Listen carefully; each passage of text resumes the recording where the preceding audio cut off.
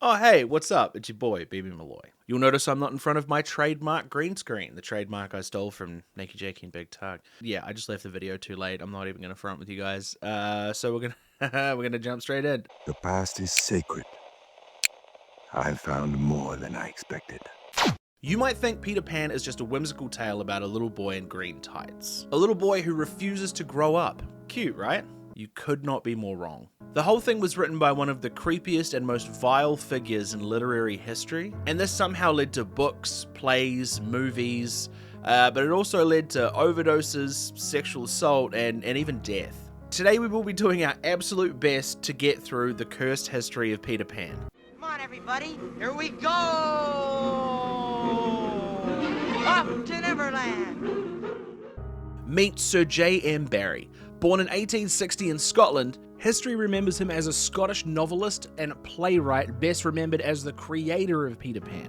He was born to a conservative Calvinist family. His father David Barrie was a modestly successful weaver, and his mother Margaret Ogilvy assumed her deceased mother's household responsibilities at the age of 8. Barrie was the 9th child of 10, 2 of whom died before he was born, and all of whom were schooled in at least the 3 R's in preparation for possible professional careers. His older brother David was the golden boy, Mum's favourite, everyone's favourite, until one day he cracked his skull ice skating and died at 13 years old.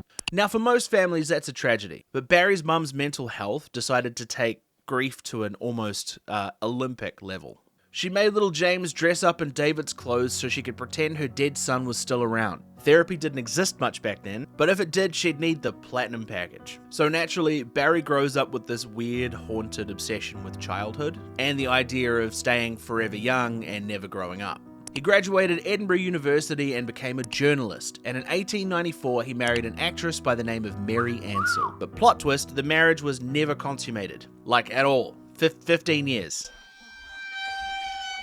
15 years. When Mary finally dumped him for one of his mates, the church annulled the marriage on the grounds that it was basically a really long and awkward sleepover. Barrie was obviously humiliated, but I mean, are we shocked at this point? Like he was essentially living in a constant state of arrested development. Enter 1897. Barrie is wandering through Kensington Gardens in London when he spots George and Jack Davies, 2 little boys with their nanny. He strikes up a friendship, and yes, if you can't see the air quotes, you can hear the air quotes. He starts hanging out with them constantly, even without their mother Sylvia knowing. A full year later, he casually drops at a dinner party they were both attending, "Oh, I already know your kids very well." The fact that Sylvia didn't throw a drink in his face at that stage, and his dad, who was still alive at the time, went, "What the f***, my guy, what do you mean you know my kids?" But soon, Barrie was around so much the kids referred to him as Uncle Jimmy. Fast forward to 1907 and Arthur Davies passes away very suddenly, and Sylvia, their mother, follows 3 years later in 1910. And guess who steps up to be the boy's legal guardian?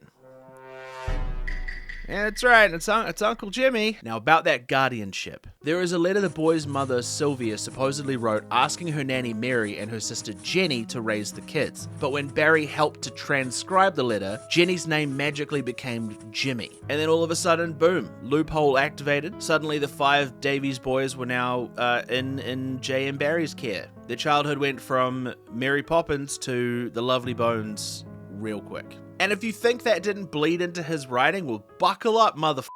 In 1902, Barrie published The Little White Bird, which is basically a diary of his obsession with these boys, and later expanded this book into Peter Pan, and Disney left out a lot. A lot. For starters, Peter Pan's name got half of it from Peter, one of the llewyn-davies boys, and the other half from Pan, the Greek god of Nothing screams children's bedtime story like a panpipe-playing goat demon. There's literally a statue in Italy of Pan assaulting a goat, which makes Peter Pan about the worst brand combo since Bill Cosby's daycare. That was a real lazy joke. In the original book, Peter sneaks into Wendy's room every night and plays his flute at the foot of her bed while she sleeps.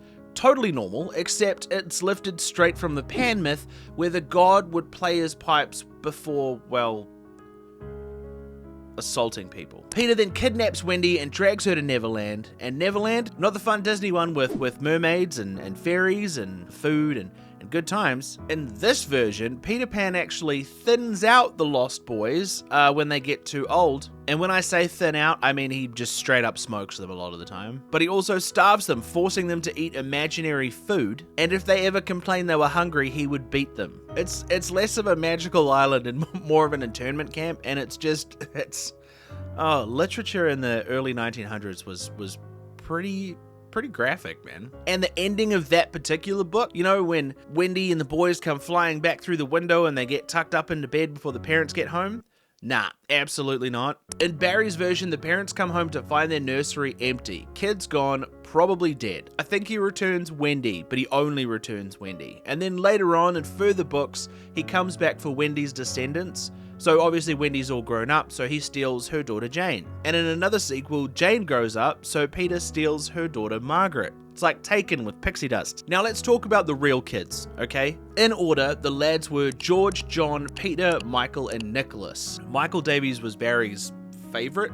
On his 8th birthday, J.M. Barrie wrote him a letter that was cringe with a capital C and a capital ringe.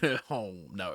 On his 8th birthday, he sent him this letter. Dear Michael, I wish I could be with you and your candles. You can look on me as one of your candles, the one that burns badly, the greasy one that is bent in the middle. But still, hooray, I am Michael's candle. I wish I could see you putting on the Redskins' clothes for the first time. Dear Michael, I am very fond of you, but don't tell anybody. What the f***?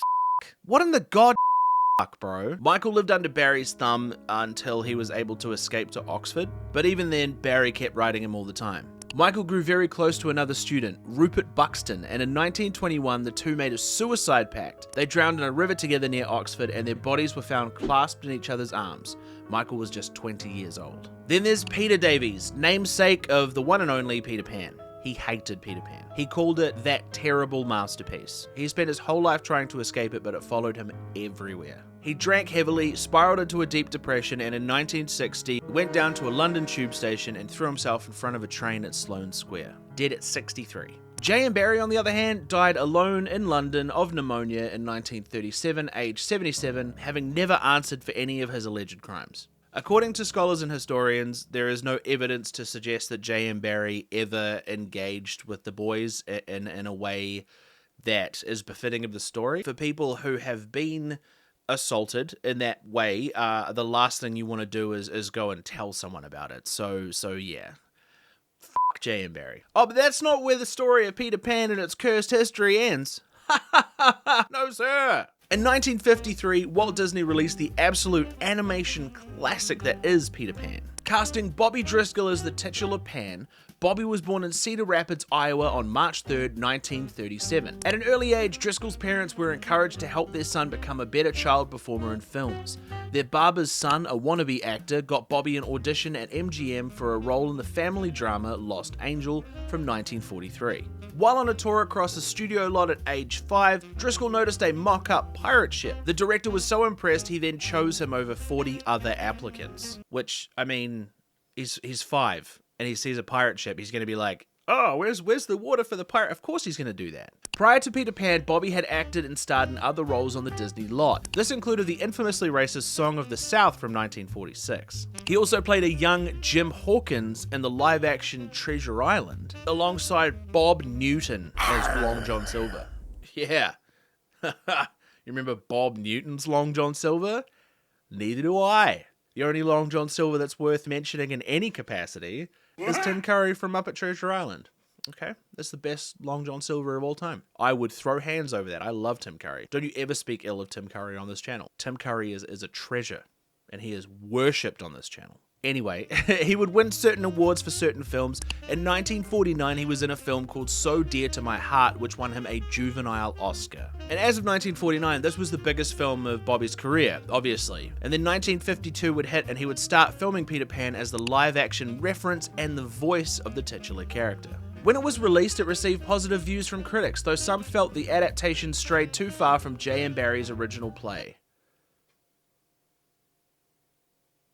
I reckon that's not a bad thing. Critics even said this was some of Disney's strongest work and praised Bobby Driscoll as the film's standout. On the other hand though, Walt Disney hated it. Said that Driscoll came off as cold and unlikable. In late 1953, after Peter Pan was released, and amidst the glowing reviews and ignoring his stellar back catalogue, Disney dropped him like a sack of potatoes. At the time of his termination, Driscoll was 16, Disney gave no warning, he showed up to work, was told that Walt was unavailable to speak, and shortly after was escorted off the lot by security with no explanation beyond the fact that his contract was now cancelled. Driscoll's mother transitioned him from Hollywood Professional School, which supported child stars, to Westwood University High School.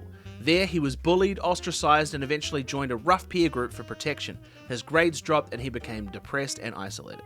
He began using marijuana later that year in 1953, and by age 17 in 1954, he began experimenting with heroin.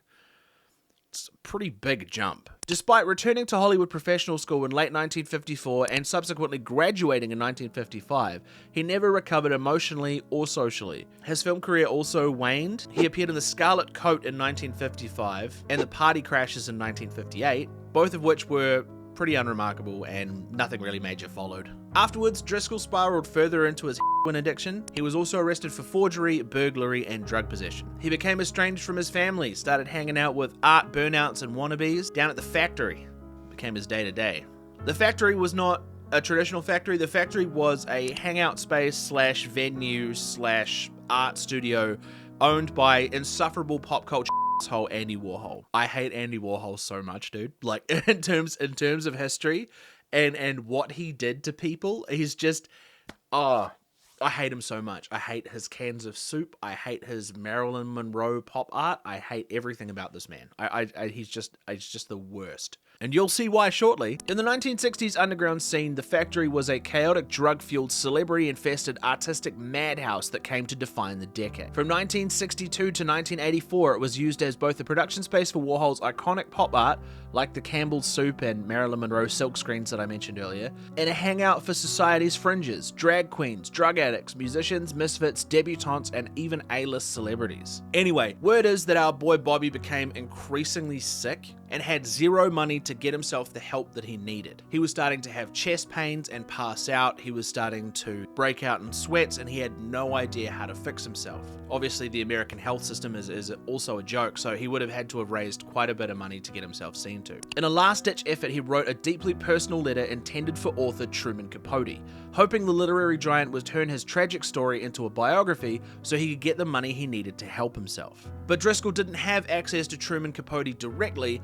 Only through his links at the factory did he have this access. So he wrote the letter, he put it in an envelope, he took it down to the factory, and who did he hand it to? Andy Warhol. After Warhol told Bobby that he would pass it on, he kept it. Didn't pass it on to Truman Capote at all, and kept it in his weird pop culture dungeon of crap that he collected over the years. And subsequently, on March 30th of 1968, aged just 31 years old, Bobby Driscoll was found dead in an abandoned New York tenement by two kids that were playing, surrounded by beer bottles and religious pamphlets lying on a camp stretcher. Cause of death was heart failure worsened by drug abuse. So according to coroner's reports, the had hardened the arteries around his heart, so they could not physically pump blood into it anymore. Not really sure how that happens, but he taxidermied himself from the inside out using Sweet Lady H.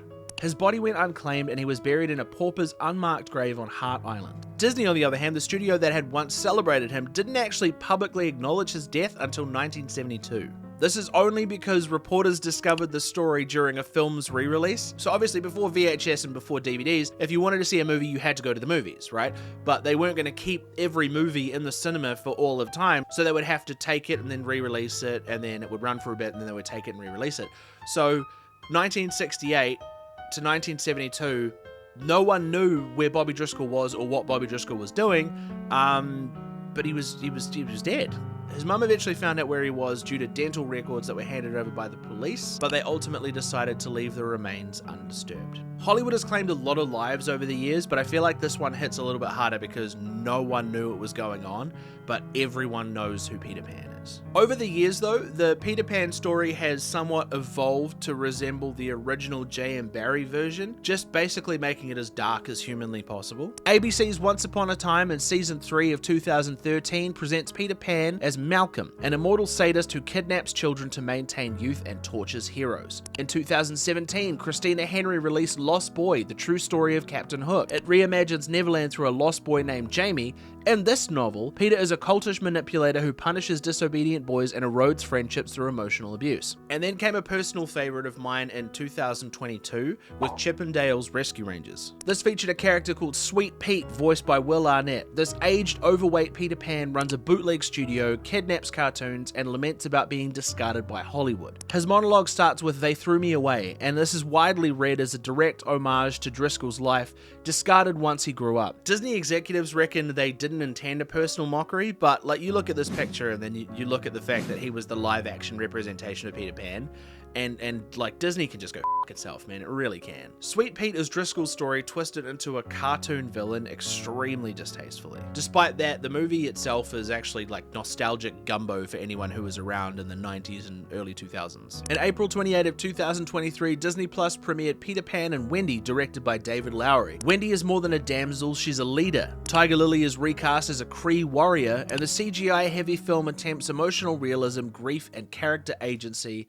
Translation, it was shit. It was so shit. It was like I fall asleep during movies when they're bad. I didn't fall asleep during this movie, and the reason why is because I couldn't quite believe how bad it was. In 2025, Peter Pan's Neverland Nightmare was released. It imagines Peter as a monstrous kidnapping cult leader, Tink as a hallucinating fairy, and Wendy is a grief-stricken warrior fighting a fairy army. Critics called it deeply unsettling, draining the glitter from Neverland entirely, so pretty on brand with the original Peter Pan, to be completely honest. Also, across the decades, there has been what is called Peter Pan syndrome. You would have heard about this. The term itself was coined in the 1980s for adults who cling to adolescence, dodge responsibility, and never fully mature. It's a pop psychology shorthand for toxic nostalgia. Having the emotional range of a 12-year-old while being stuck in a bachelor pad in your late 20s. Like, Michael Jackson literally named his crazy theme park compound Neverland, like had an obsession with Peter Pan.